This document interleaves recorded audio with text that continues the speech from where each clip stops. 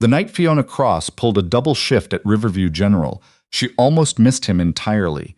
It was nearly 11 when the transport team wheeled Marcus Aldridge into bed 7 of the behavioral health unit. She caught the intake sheet on her way past the nursing station. Ex-Canadian Forces, 3 tours in Afghanistan, admitted under the Mental Health Act following a welfare check by his former regiment's peer support coordinator. 41 years old. Height, weight, next of kin listed as none. At the bottom of the sheet, someone had written in red ink, "Do not separate from service animal." Fiona noticed the dog first.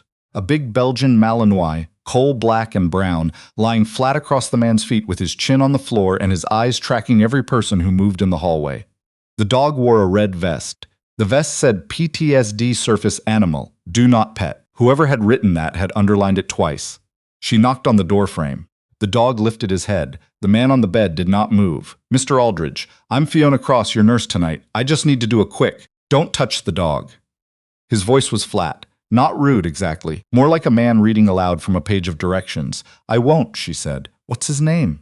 A long pause. She stayed in the doorway and didn't push. "Bravo," he said finally. "Good name."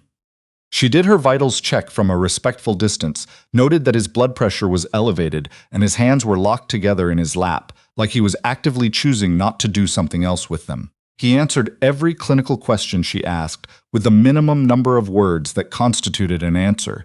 He did not look at her face. He looked at a point somewhere past her left shoulder and kept his breathing deliberate and slow, the way a person does when they've been taught a technique and they are using it very hard. When she was finished, she told him she'd be back in 2 hours and asked if he needed anything before she left. "The light," he said. She looked at the overhead fluorescent. "Too bright? Gives me a headache." She turned it off and switched on the small reading lamp on the shelf near the window instead. The room went amber and quiet. Bravo put his chin back on the floor. Something in Marcus Aldridge's shoulders dropped by a fraction of an inch, so small she almost didn't see it. "Better?" she asked. He didn't answer, but he stopped gripping his own hands. She went back to the nursing station and read his full file. Marcus Aldridge had joined the Canadian Forces at 19, trained as a combat engineer with the Royal Canadian Regiment. He'd done 2 tours in Kandahar and 1 in Mali. He'd come home from his last deployment with a Purple Cross, a medical discharge, and a damage assessment that took 3 pages to summarize. His file listed 8 years of intermittent psychiatric care across 4 provinces, Petawawa, Edmonton, Valcartier, and now here in Sudbury, where he had been renting a room above a hardware store on Elgin Street for the past 18 months. The peer support coordinator, a retired master corporal named Blaine, had found him 3 days ago sitting in his truck in a Canadian Tire parking lot at 2 in the morning with Bravo in the passenger seat, and no ability to explain why or how long he'd been there. He hadn't been sleeping. He hadn't been eating with any regularity. He had not, according to Blaine's notes, spoken to another human being in approximately 9 days. Fiona set down the file and looked at the whiteboard at the nursing station where the night staff had written their patient notes. Beside Aldridge's name, someone had already added, "Uncooperative, refused dinner tray." Asked about discharge 3 times within first hour of admission, she erased uncooperative and wrote guarded instead. The charge nurse, a heavy-set man named Rondo, who had been running the BHU for 11 years, walked past and saw her doing it. "Don't bother," he said. He told Annika he'd leave AMA if anyone tried to take his dog. "Bravo is a registered service animal," Fiona said. "He's legally allowed to be there." "I know that," Rondo said, with the tone of a man who did not want to be educated. "But Dr. Fosher is planning to move him to the secure unit in the morning, and they don't allow animals in secure." Fiona kept her voice even. "On what grounds?" "He's non-compliant and they need to do a full psych assessment. He's been here 4 hours, Fiona." Rondo looked at her over the rim of his reading glasses. "I know you're new to nights. Just chart what you observe and let the morning team handle placement." She said, "Of course," and turned back to her station. She charted everything she observed. She was very thorough about it. At 1 in the morning, she went back to check on him. He was sitting on the edge of the bed with Bravo pressed against his right leg, and he was doing something with his hands that she recognized after a second. He was working through a piece of 550 paracord, tying and untying a knot, over and over, without looking at it. Her uncle had done the same thing after he came back from Cyprus. Not the same knot, her uncle had favored a bowline, but the same automatic motion, the same quality of attention directed precisely nowhere. She leaned against the doorframe. She didn't go in. "Can't sleep," she said. Not a question. He looked up. He actually looked at her this time, not past her. "The beds," he said. "Too soft." She thought about that for a moment. Then she went to the supply closet at the end of the hall and came back with a folded yoga mat she was fairly certain had been donated to the unit sometime in 2019 and never actually used by anyone. She set it inside the door without comment. He looked at it. He looked at her. She went back to her station. At 2:30 she was charting when she heard Bravo let out a low sound. Not quite a bark, more like a sustained exhale, urgent and deliberate. She was already moving by the time she heard the thud. Marcus Aldridge was on the floor beside the bed. He was on his hands and knees, and Bravo was pressed against his left side, and he was breathing in the kind of rapid, broken way that meant the technique wasn't working anymore. His eyes were fixed on a point on the floor, and they were not tracking anything in the present room. Fiona sat down on the floor in front of him, not beside him, not behind him, in front, where he could see her, where there was no question about who she was and where she was, and that she was not a threat. "Aldridge," she said, low and steady, "you're at Riverview General in Sudbury. It's 2:30 in the morning. You're safe." He didn't respond. She waited 10 seconds and said it again. The third time, his eyes moved. He blinked. He looked at her hands, which were flat on her knees, open, visible. "Bravo's right here," she said. "He hasn't moved." Something came back into his face. Not calm, it wasn't calm exactly, but present, like a signal coming through static. "That happens a lot?" she asked. He sat back on his heels. "Less than it used to." She stayed on the floor because it seemed like the wrong moment to stand up. "I'm going to put a note in your chart," she said, "that the episode was brief and self-resolving with grounding techniques, that Bravo performed exactly as a service animal should." She paused. "I want you to know what I'm writing before I write it." He looked at her. "Why?" "Because it's your chart." He was quiet for long enough that she thought he wasn't going to respond. Then he said, "There's a doctor here, Faucher." He told Blaine on the phone that the dog was going to be a problem. "I'm aware of Dr. Faucher's concerns," she said carefully. "He's going to try to move me somewhere without him. He might try." She stood up, slow, non-abrupt. "He's not the only person involved in your care." She went back to the station and pulled up Marcus Aldridge's file. She cross-referenced the Assistance Dogs International Standards, the Canadian Human Rights Act, the Accessibility for Ontarians with Disabilities Act, and the specific Riverview General Policy on service animals in clinical settings which existed was clearly written and was apparently not something Dr. Faucher had read recently. She printed all 4 documents and put them in a folder. She labeled the folder with the date and Aldridge's patient number. She put the folder in her bag because she had a feeling she was going to need it in the morning, and she wanted it to be somewhere she could find it quickly. Then she sat down and wrote her shift notes. She wrote them with the kind of specificity and attention to observable clinical detail that she had been taught at Laurentian and had been told more than once by more than one senior nurse that she was perhaps a bit excessive about. The episode at 2:30, the grounding intervention. Bravo's response, the patient's return to baseline, her assessment of Marcus Aldridge's engagement with the unit environment, guarded, consistent with trauma history, demonstrating active use of self-regulation strategies, not uncooperative, not a problem, a man doing the work. At 7 in the morning, Dr. Faucher arrived on the unit with a transfer form already filled out. Fiona was still there. She had been there for 14 hours. She was drinking her 3rd coffee, and she was standing at the nursing station when he walked in, and she said, "Good morning, Dr. Faucher. I need to speak with you about Marcus Aldridge before you proceed with the transfer."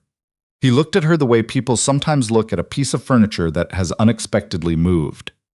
"Your night shift." "I am," she said. "I've been his nurse since admission." He took the chart from the rack without opening her notes. "The plan is to move him to the secure unit for assessment. The dog can't go.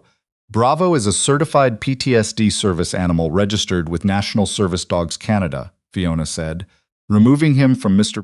Aldridge's care without medical justification would be a violation of Section 3 of the Ontario Human Rights Code."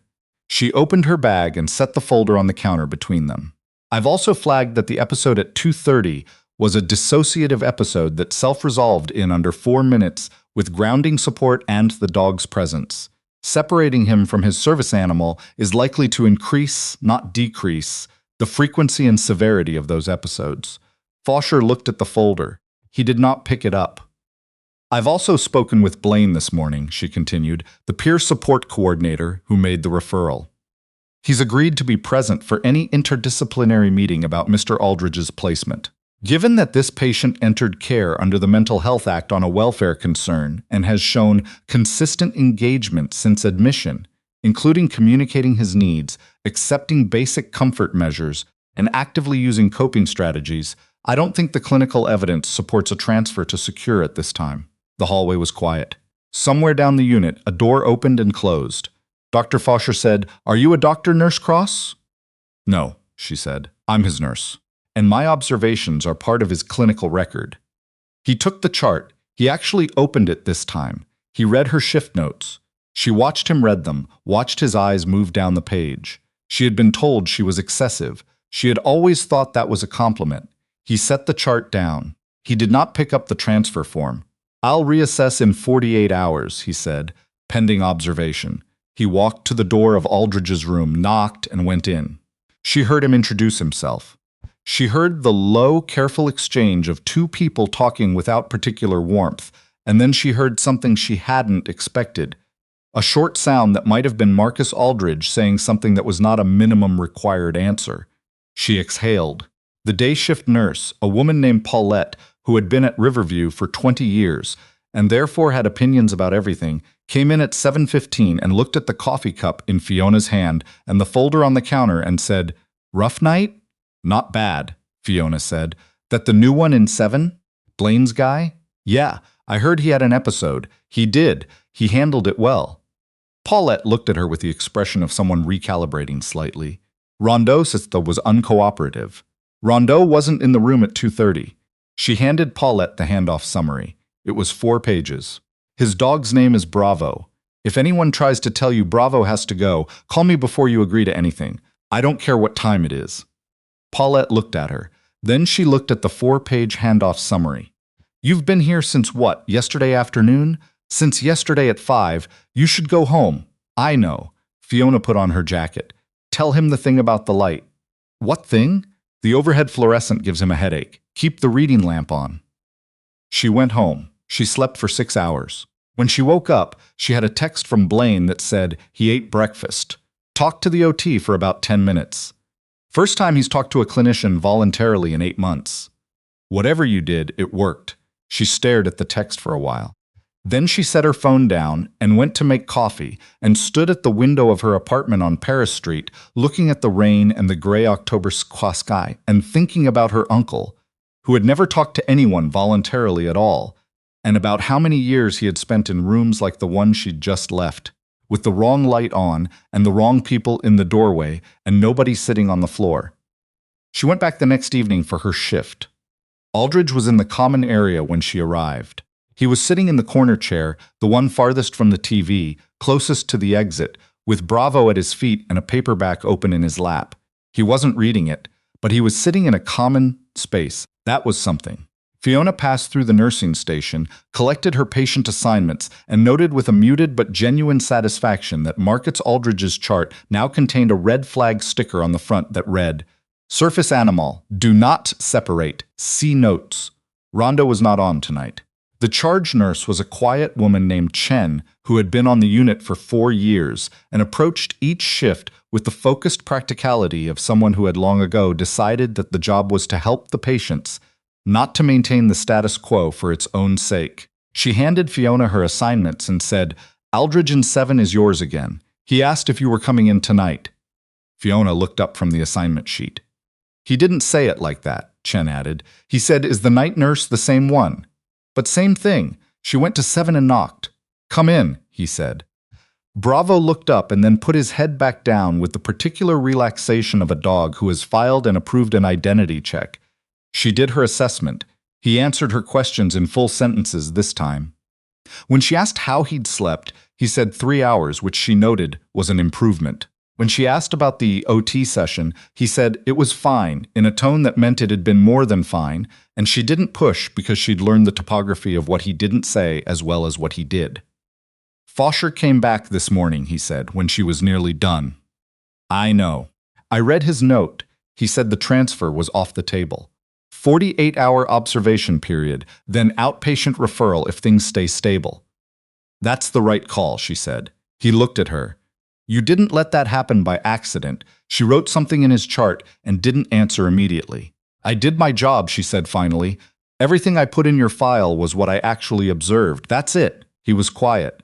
Bravo's tail moved once against the floor. Blaine told me what you said to Fosher, he said. She looked up. About the human rights code.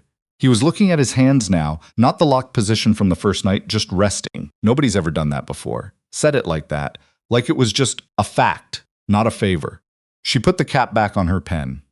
It is a fact, she said. He nodded. He didn't say anything else, and she didn't need him to. The following weeks moved in the slow, incremental way that recovery moves when it's actually happening. Not dramatically, not in the clean arc of a story someone would tell, but in small, observable data points. Aldridge made it to 2 group sessions. He talked to the social worker, a measured and perceptive man named Kwame, for 30 minutes on a Thursday. He started sleeping on the yoga mat rather than the bed, and nobody on the staff bothered him about it because Fiona had put a note in the care plan that said patient preference for floor sleeping is a known comfort strategy for veterans with sensory sensitivity. Do not pathologize. Rondo tried on a Tuesday to ask whether the yoga mat was really appropriate for a hospital setting.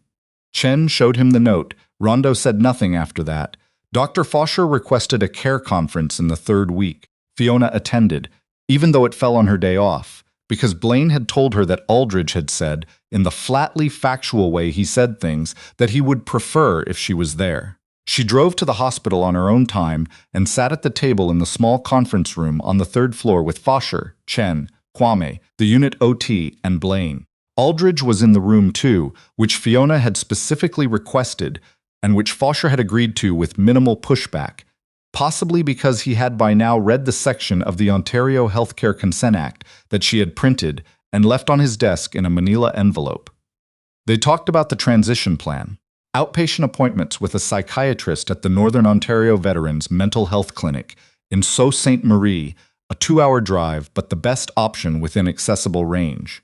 A peer support group in Sudbury for veterans, meeting Tuesday nights at a Legion Hall on Lorne Street. A referral to a housing support worker through the Canadian Mental Health Association because the room above the hardware store was month to month, and that kind of instability was its own category of stress. Blaine and Kwame would maintain contact. Fosher would write the referral letters. All of this was said and agreed and written down. At the end, Fosher looked at Marcus Aldridge and asked if he had any questions about the plan. Aldridge said, "What about Bravo? For the psychiatrist appointments?" Fosher glanced at his notes. The clinic in the Sault is PTSD specialized. I'll confirm their service animal policy, but I have no reason to think it would be an issue. Aldridge nodded once. Then he looked at Fiona, who was sitting 3 chairs down on the same side of the table, and he gave her the smallest possible nod. The kind that in certain contexts means nothing, and in others means everything. She nodded back the same way. There was a moment later, in the hallway outside the conference room, while everyone gathered their things. Blaine stopped beside her and said quietly, "He's going to be okay, you know. I've been doing this for 12 years. I can usually tell." Fiona thought about the first night. The room with the wrong light. The man on the floor and the dog pressed against his side, and the particular quality of silence that meant someone was very far away and working very hard to come back. "I know," she said. Blaine looked at her with the evaluating expression of someone who has spent a long time working with people in institutional settings. "You ever thought about specializing in trauma? Veterans health specifically?" She had thought about it. She'd been thinking about it for a long time, in the background, the way you think about things you're not quite ready to say out loud yet. "I'm thinking about it," she said. Marcus Aldridge was discharged on a Thursday morning in late October. The leaves on the maples along the Lorne Street corridor were the particular orange-yellow of a Northern Ontario October that she had grown up looking at and still found. Despite everything, despite the gray and the cold that came after. Genuinely beautiful. She wasn't on shift when he left. She heard about it from Chen, who texted her.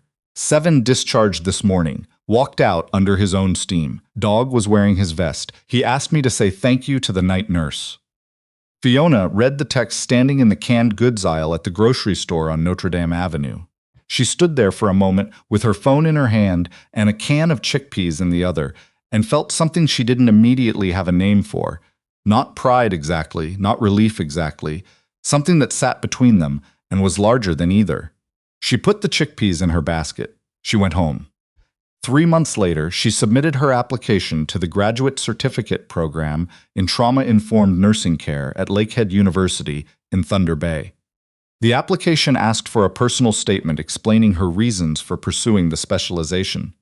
She wrote it in one sitting, which was unusual for her. She didn't describe Marcus Aldridge by name. She didn't describe the specific night, or the conference room, or the manila envelope she'd left on a doctor's desk. She described, instead, the general shape of what she had learned. That advocacy is a clinical skill, that documentation is a form of protection, that sometimes the most important thing a nurse can do is sit down on the floor and say you're safe and mean it and keep saying it until it's true. She got in. She told Blaine first because he'd written one of her reference letters. He said, "Good, they need people like you up there." Then he said, "Aldridge started the Legion group, by the way. He's been going 3 weeks in a row." She sat with that for a moment, the image of him in 8 Legion Hall on a Tuesday night, Bravo under the chair, talking to other people who understood the specific grammar of what he'd been through. 3 weeks in a row. Under his own steam. She called her mother after. Her mother asked how work was going, and she said it was good. It was really good, actually. And then she talked for 20 minutes about something she hadn't expected to talk about. Her uncle, who had done 2 tours with the Princess Patricias and come home quiet in a way no one had ever quite known how to reach, and how she had been 11 years old and had not known what to do, and how she had spent the next 20 years, apparently, figuring it out. Her mother was quiet on the other end of the line and then said, "I think he would have liked you to be his nurse." Fiona looked out the window at Paris Street, at the January snow coming down in the yellow circles of the streetlights, and thought that yes, probably, she hoped so, and that it was too late for him but not for the next one, and not for the one after that. She started at Lakehead in September.